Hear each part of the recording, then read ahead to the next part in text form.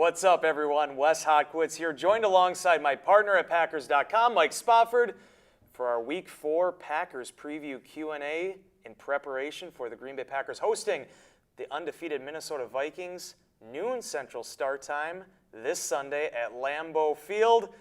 Mike and I will be here for the next 10 to 15 minutes answering all of your questions on X, Facebook, and YouTube. Submit those through there. Our wonderful social team will submit those over to me. I'll bounce them off Mike. Mike, before we get into the questions, though, we did get some updates with the Packers injury report. We sure did.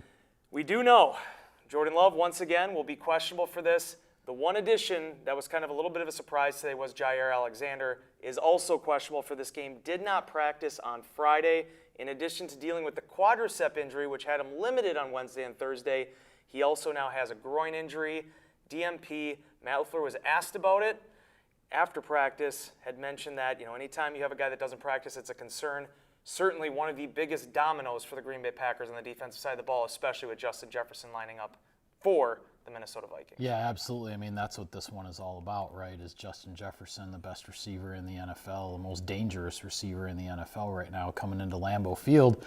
And the Packers aren't entirely certain if they're going to have their top cornerback, Jair Alexander, to line up across from him. So that's a big wait and see. Maybe not quite as big as the quarterback situation, but 1A and 1B for sure on the list for Sunday morning. Minnesota Vikings listed a lot of players on their injury report all week, but as it turned out, Ivan Pace Jr., the linebacker, is the only player who has been deemed out for this.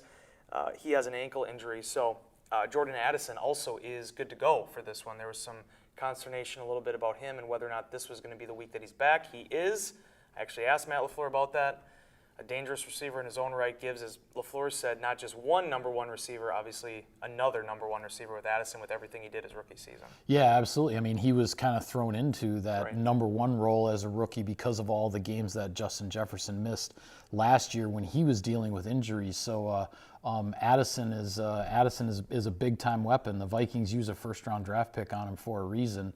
And if with them having now both Addison and Jefferson together, I don't know how many games those two have actually played together, over the course of the time that Addison, since Addison joined the Vikings. So I'm sure from an offensive standpoint, they are looking forward to that. Again, Wes Hotkwitz here, joined alongside Mike Spofford, taking all of your questions on X, Facebook, and YouTube. Mike, let's start the questions with Joey Super from X. Who should we expect to have a breakout game this week? A lot of options for the Green Bay Packers. Wow, yeah, a breakout game. I don't know. I guess I'm inclined. I'm gonna start doing that. I'm inclined to think one of these weapons we've seen that that proved himself for the Packers last year, who's been kind of quiet so far this year, is going to break out in this game. And so I'm thinking maybe it's Luke Musgrave, maybe it's Dontavian Wicks, maybe we see even more of Emmanuel Wilson as with what Wilson has done and the fact that the Packers are trusting him a lot more in pass protection on third downs and all of that.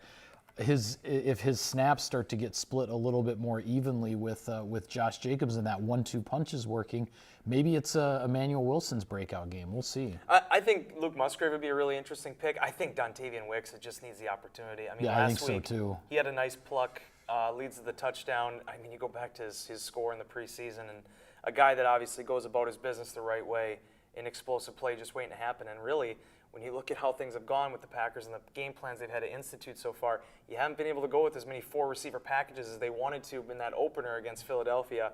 We'll see what comes around the corner in that regard. On YouTube, our friend Tom Grassi, who's becoming kind of like a common little visitor here on these Friday Q&As. I appreciate it. He has his Friday night Q&A. Yeah. And we do the Friday afternoon one, and his goes much longer. But, Tom, jump back in here. Appreciate you, Tom. Yeah. He says the dynamic duo returns. I assume that's mostly you. You're Sean, I'm Marty. If Spoff and Wes are in a tag team match, who gets the hot tag and why? I think you would get the hot tag, if I had to say that. I think I'm the guy that would get beaten down for like 15 minutes while Spoff is trying to get his hand out to get me out of there. I'd be reaching over the turnbuckle to. You'd have the heels trying to knock us out, knocking off the apron, and you'd eventually get it and probably roughhouse. You were an '80s wrestling fan. I way was, back when. yes, back in my high school days. I was a big fan. Yeah. The old WWF. World Wildlife Foundation. Well, yeah, it's not what it Let's was not back get into that, then. yeah. Appreciate you, Tom. Yeah, I'll give Spop the hot tag there.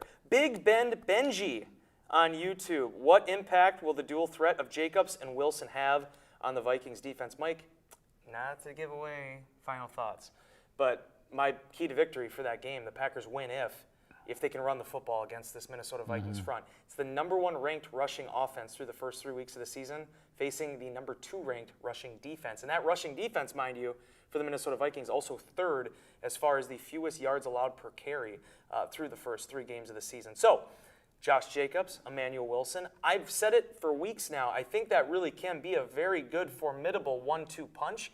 And Wilson is showing he's more confident, he's more assignment sure, in addition to the fact that he is a pretty dang good running back. Yeah, I think he is too. I mean, I think I agree with you. I think a lot hinges on this 1-2 punch at running back for the Packers. And I'm not going to disparage the Minnesota Vikings defense and certainly not their run defense, but I will say this. They faced the San Francisco 49ers without Christian McCaffrey. They faced the Houston Texans without Joe Mixon. They have not faced the best running backs that other teams have to offer, and the Packers are coming into this one with their 1-2 punch with Jacobs and Wilson ready to go. So I do think a lot hinges on that, and the Packers need to make something happen in the ground game. I'm going to jump in here with Matt Pickett on X. I saw this one just pop up in my feed. If we're down 2 cornerbacks, that's going to hurt, but our guys can put some points on the board too. If you had to say, who do you think wins this one if we're without Jair and Valentine? Well, first off, we got to see what's going on with Jair. I know another person asked too, was Jair available in the locker room? Did he speak at all? He did not. So we're just going to have to wait and see exactly what the game time decision holds, where things are at. Again, the only comment we got was Matt LaFleur saying there's obvious concern when a guy doesn't practice. Okay, let's look at the hypothetical of that. If for any reason they're not out there, one, the defense is going to have to make some adjustments because you're taking on Jefferson and Addison. Those are 2 high-quality, top-of-the-line receivers in this league. That's not going to be able to make up for it. It hurts my heart at even the thought of Jair not playing in this game because as I even wrote in Insider Inbox earlier this week, those are the matchups when those 2 guys are going up against each other. That's what the NFL is all about. You want to see it. But I will say this, regardless of whether or not it is Love, although that definitely helps your chances at this, but even if it is Malik Willis, the Packers have shown they can win track meet games too if that's what it comes down to. It's just the fact that when you're dealing with somebody like Justin Jefferson, who's already put a 90-yard touchdown on film this season, at any point of the game, you are not safe with your secondary. He has to get attention. Yeah, absolutely. I mean, that's the thing. A guy like Jefferson, you can hold him in check for a couple quarters, for even 2.5 or 3 quarters, and then suddenly, boom, he can burn you for a 50, 60-yard play, or 97, as the San Francisco 49ers found out, for a touchdown. If the Packers don't have Alexander or Valentine, and certainly Valentine is doubtful, so the chances there are incredibly slim. But if they don't have either one of those guys, there are a couple different ways they can go. You can plug in Corey Ballentine, a veteran cornerback. Let him take whatever assignment works out best, in the mix there. Or you could put Evan Williams at safety. You can put Javon Bullard in the slot, and you could move Keyshawn Nixon to boundary corner, where he did play during training camp in the preseason. He worked at boundary corner potentially for this exact type of scenario, so that he isn't necessarily just locked into playing slot corner. So Packers will have some options there. Obviously, option number 1 would be to have Jair Alexander available and able to cover number 18 for the Vikings. But if that's not the case, I'm not exactly sure how the Packers are going to go about it, frankly. Somebody else, I'm gonna merge 2 questions together here. The first one is, let me get this right. Anthony Nunya Business on YouTube. I wish I had a cool name like that. I think my YouTube name is Wes Hodkowitz. I wish I had like you could be the Prince of Platteville if you wanted to be, or something cool like that. I'm pretty boring. Okay, do you expect the defense to have turnovers in this game and continue their hot streak? And at the same time, I also want to mention Xavier McKinney. Somebody else had asked on X, does he get a 4th straight interception in a row? What do you think? That would be something. I mean, I wouldn't bet against him right now. I mean, he's had a first quarter interception each of the first 2 games. Didn't get that third one until the fourth quarter of the third game against the Tennessee Titans. I wouldn't bet against X getting that fourth one. Absolutely. I think he has a good shot at it. And we have people just randomly opening up doors at the Lambeau Field. I really appreciate that. There's no reason whatsoever for having a light that says, hey, his studio is on. Fantastic. Love it. Can't beat it. People on camera. Doesn't matter. All right. Big Ben Benji with another question off of YouTube. How can X continue to make a difference, and how can he help a corner that potentially has to step up in place of Jair Alexander? I think that's what you signed Xavier McKinney for. Mm-hmm. This is a guy that is an elite NFL safety. The Green Bay Packers signed him because they thought, okay, he's put some great things on film here the last 4 years, and he's still 24 years old. Yeah. He still has everything out there for him. So the Packers really revamped their safety position. So as you were saying, Mike, if you need to be able to move guys around or shift guys into the slot, those capabilities are there for you. Yeah. But you also have an absolute field general center fielder in Xavier McKinney that can also help make people's life easier. And by the way, not to get all doom and gloom, let's say Jair Alexander does play in this game, Xavier McKinney is the type of safety that can take a lot off of his plate. Mm-hmm. Or maybe he just doesn't have to play in an island against Justin Jefferson. You can have that cloud coverage option there as well. Yeah, that's always going to be an option, right? And it'll be interesting to see just how much the Packers, with whether it's McKinney or with another safety, provide, slanting some of that coverage Jefferson's way. I like what you said about McKinney, though, as far as being a field general, because I think one of the most important things he can do, especially when it comes to a rookie in Evan Williams, a rookie in Javon Bullard, even still a young cornerback like Eric Stokes, he can make sure that guys are lined up in the right spot, that you're not going to have that, he's going to control the communication back there. He's going to make sure that, everybody's I's are dotted and T's are crossed in terms of how they're lining up for the package that they are in. He's very, very good at that. Jeff Hafley, I think, from what I've seen the first 3 games, has been lightning quick at getting the defensive call into the huddle. The call gets made in the huddle, and then whether it's Quay Walker with kind of the guys in the front or Xavier McKinney with the guys in the back, they can make adjustments. They have enough time to make those adjustments if somebody isn't quite in the right spot. We've seen that a lot, and I think McKinney's been a big part of that. Puma, I believe this is pronunciation on YouTube. We need more Cooper, and we need more Wilson. I like what they're doing. I think the Packers are doing some really smart stuff with how they're using their inside linebackers. I think with the depth of that position, again, with the amount of resources that they put into it, we're not even talking about Tyron Hopper, who I think played really well at the end of training camp as well. He did. When he was pushed into that role. They have options back there, and I feel like the more those guys get involved, the better it's going to be for the entire group. I know Quay Walker had talked in locker room. I'm not privy to everything he said, as you might have been, but the fact is that the Packers have a lot of people they believe in, and when you have a game like this where you're going up against Aaron Jones and the potential that he can hurt you in different ways, being able to roll inside linebackers at times, not a bad thing to be able to have those options rather than have 2 or 3 guys sprinting out there 60, 70 plays. Yeah, what I like about this group of inside linebackers, off-the-ball linebackers for the Packers is just the different skill sets that they bring. I mean, we've seen when Edgerrin Cooper comes into the game how he can be really effective as a blitzer because of his speed. I think Quay Walker has been really good in pass coverage for the Packers, and he even mentioned in terms of some of the criticism out there of defending the run and this and that. Trust me, nobody is more critical of Quay Walker than Quay Walker himself. He knows that he can play better in some of those situations. He knows he's put some things on film that he's not proud of. But it's 3 games into a new system with a new coordinator. He's got all kinds of responsibility in terms of the communication and the speaker helmet and all that kind of stuff. Let's give him some time because Quay Walker is a heck of an athlete who I think is going to be right in the middle of things on this Packers defense all season long. Couple more minutes. Again, Packers preview presented by Microsoft Surface right in front of me. Mike Spofford, Wes Hockwitz. A couple more minutes with our social media accounts submitting those questions there. A few more to answer here from Mike, including Joshua Ely. This is on YouTube. Do you think this game is the game that Kenny Clark really comes alive? I see 2 sacks for him. I never want to make excuses, okay? I never want to make excuses because I know Kenny's name has been coming up a little bit with social media and that.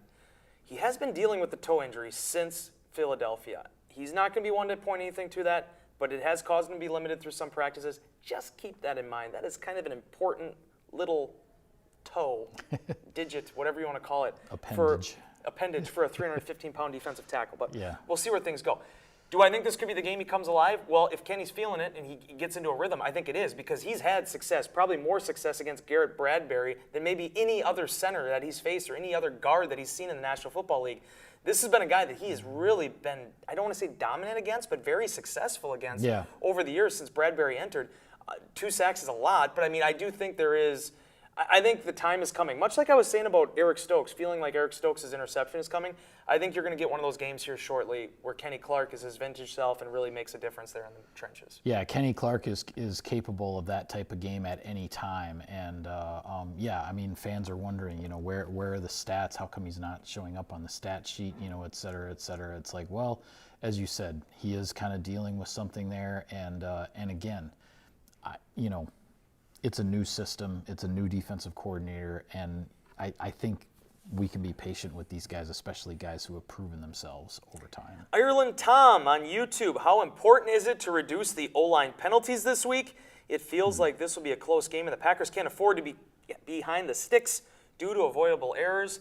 Tom, it's almost like you already read my insider inbox for tomorrow. This was a topic that I tackled in mentioning that it's already difficult enough to run against the Minnesota Vikings. It's difficult enough to get through several 300-pound defensive linemen. You can't hurt yourself with procedural penalties before you even snap that ball. Yeah, absolutely. I think one of the things that's been surprising to me with regard to the holding penalties that the Packers have been called for up front is that a fair number of them have been called, on running plays. Normally you think of holding as, happening in pass protection, not so much on the ground. I think those are things the Packers can absolutely clean up. And statistically, Packers have been flagged, not including declined or offsetting penalties. The Packers have been flagged 26 times for just about 200 yards. Minnesota Vikings opponents this year have been flagged 24 times for just over 200 yards in penalties. So while the Packers have hurt themselves with penalties, the Vikings have definitely benefited from their opponents' penalties. That's a narrative that the Packers need to turn around this week. Dawn on YouTube. Dawn, I got to figure out how to pronounce your last name. I don't know how to do it off the top of my tongue.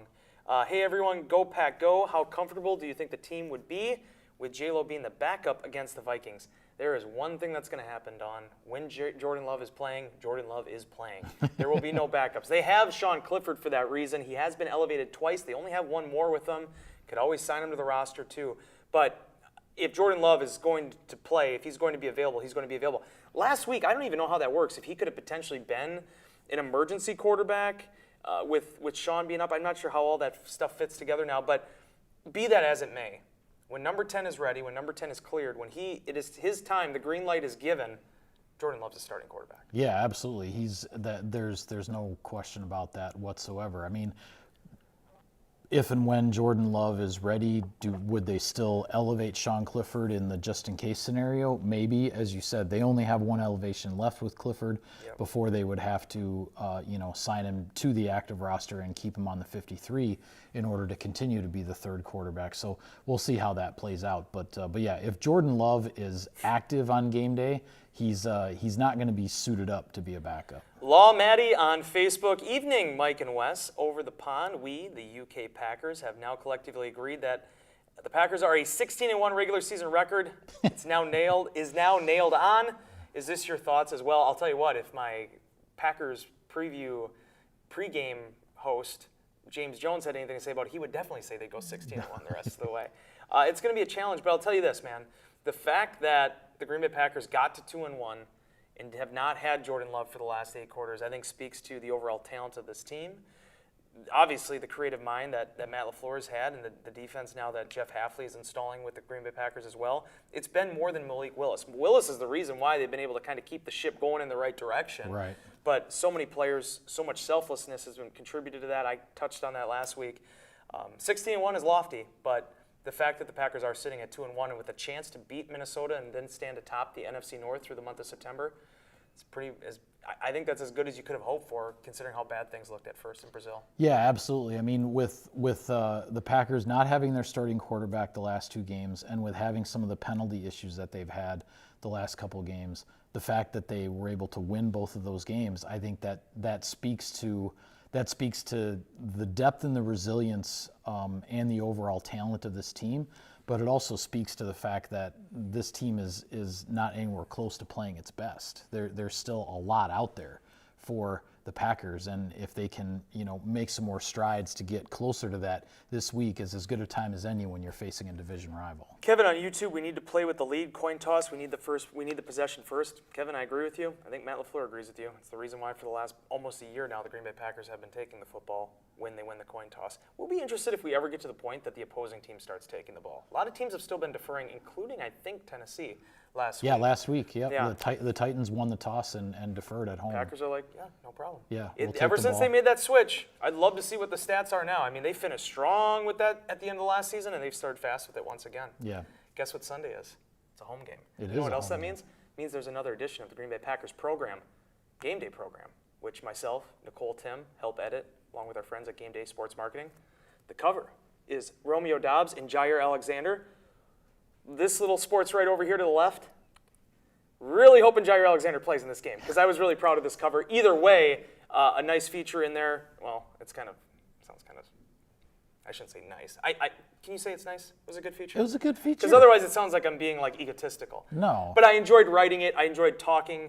This is actually something we did a little while ago, talking with Jair Alexander and Romeo Doubs about how those two have worked together, how they've bettered themselves, and Jair really putting Rome in some pretty elite company, talking about his favorite receiver, the guy he ever worked against, being Devontae Adams, has Romeo Doubs as number 2. The Iron Sharps Iron idea is what motivated our program for the Packers and Vikings. Noon Central start time on CBS. I'd be remiss. I know there was a question that was put into this chat saying the Green Bay Packers are now 2-0 when Mike Spofford, that's even the question. Oh, there it is. The Packers are 2-0 when Mike Spofford turns his hat back. And is that the same hat too? Oh, did I wear the same hat turn it this week backwards as once. last week? Yeah, it probably Yep, is. I think it is. So we got to go with the same hat every time. No, the first two. Oh, no, we yeah. did switch it up a little bit. All right, that's good. We're still 2-0. This is the same one as last Look at this, week. you and me. What's up, fellow kids? Hey, I learned what Hinge was today.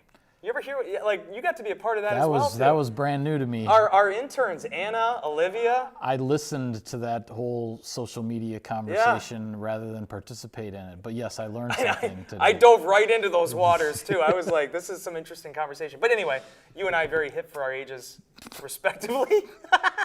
Hey, how did the Packers win this game? Let's do that quickly and get out of here. Well, I forget the person who just sent it in, but talking about taking the ball first, starting fast, however, whatever you want to say, I think that's a huge key to this game. The Minnesota Vikings have not had to play from behind in starting 3-0. They were behind for all of 3.5 minutes by a score of 3-0 to the New York Giants in the first quarter of Week 1. Since then, they have not played from behind at all. Flip that script on them. Get a lead. See how Sam Darnold plays when he's behind. See how that defense plays when it's behind. I think that's your best chance to win this game and to hold serve at home. Protect your quarterback. 16 sacks so far for Brian Flores' unit. It's come from a bevy of different players. And additionally to that, being able to protect the football. The Green Bay Packers, I don't know if they're going to continue the streak. It's going to be very difficult to play another 4 quarters without a turnover. But a big reason why they, especially against Indianapolis, but even last week against Tennessee, a big reason for the Packers being able to cruise in that second game was the fact that Tennessee turned over the ball in some critical parts of the game. The Green Bay Packers did not. They finished with the victory. Mike Spofford, Wes Hockowitz, we thank you as always for joining us on Packers Preview.